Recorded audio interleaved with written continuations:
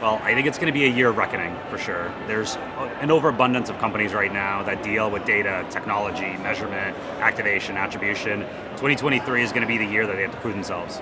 And I think it's really a golden age for us as an industry right now. A lot of these companies have had tremendous amounts of investment, millions of dollars of fundraising, private equity.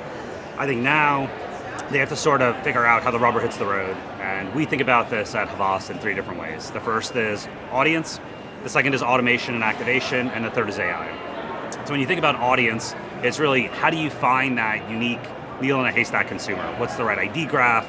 How do you connect everything? How do you create a clean room product where you can actually go in, identify through a transparent way who the consumers are, their attributes, what makes them unique? From an automation perspective, there's still too much in the industry that's humans pushing buttons. It's labor intensive, there's mistakes, there's QA.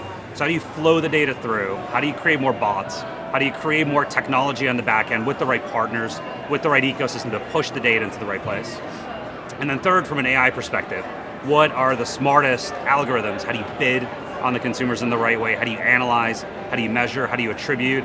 The technology's getting faster, the data's getting more real time, but really, how do you know it's working? That's the key question this year. So you're expecting a shakeout. What will decide who wins and who loses? We do a lot of RFPs. That's the main thing that agencies have to do these days. And when you issue an RFP, coming out of it, you need a scorecard, you need a POV, you need to analyze things like price, scalability, how do they actually achieve value for clients. Technology is one thing, but actually putting it into market, realizing the value out of it is the most important thing for our clients. So as we issue these RFPs, we want to do more experimentation. We want to test and learn across all of our clients. Every campaign has to have a budget that's reserved to actually push new technologies, new vendors, new KPIs into market. And at the end of it, you need something that's identifiably relatable to the client. They're selling more shoes, they're selling more cars, they're finding more consumers, et cetera. So we have a very competitive marketplace in the kind of measurement and data area, which is great. It's delivered lots of innovation from a huge range of often well-funded companies. Do you think we need to see more collaboration and standardization to make this marketplace work better? 100%. I think there's too much fragmentation in the industry. We did a very large RFP last year. We chose LiveRamp as our big partner to build our audience management platform, Converge.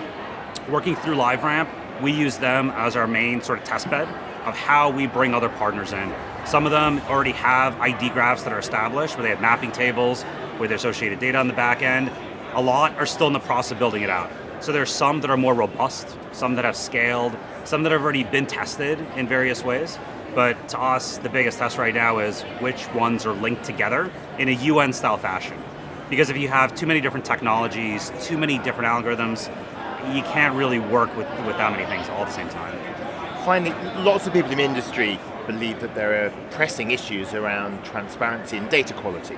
You know, it's a kind of buyer beware market at the moment. Do you always know the quality of the data before you start trying to transact on it? Can we do more to improve data quality? Yeah, 100%. I think clean rooms are the secret to how we evaluate transparency. Having grown up in the industry, having been a data scientist in my past, I know how hard it is to actually get at the raw data. You need a lot of engineers, you need a lot of people that know architects, how to operate within these environments. Clean rooms enable that to be a much easier input. So once again, working with LiveRamp, trying to process that through other types of data partnerships that we're forming. And we're in the process of evaluating partnerships across retail, CPG, auto, financial services, health. There's nuances to all of those. The question is, where is the data coming from? Within the clean room, you can actually see it. Whether it's person 1, person 2, person 3, or it's car owner 1, 2, 3, 4, 5, or loyalty card 1, 2, 3, you have to be able to see what the data is. And then from a measurement standpoint, you can't have a black box algorithm. You can't just say it's a neural network or some sort of fancy data science term. You have to know exactly what the algorithm is, how it's run, and then from, once again, proving value standpoint, test it with real data, in the real market, with real-time campaigns, see what kind of results you're getting. That's the only way to really break through the black box sort of mystery that exists in the industry today. So Mike, you're joining us in San Juan in February. What are you most excited about?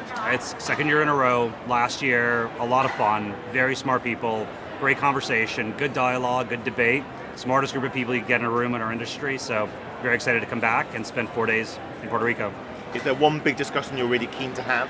I think we're going to solve CTV, measurement, currency. I don't know that it's one. There's a lot that's out there for us to figure out. Fantastic. Well, we're looking forward to seeing you. Can't wait.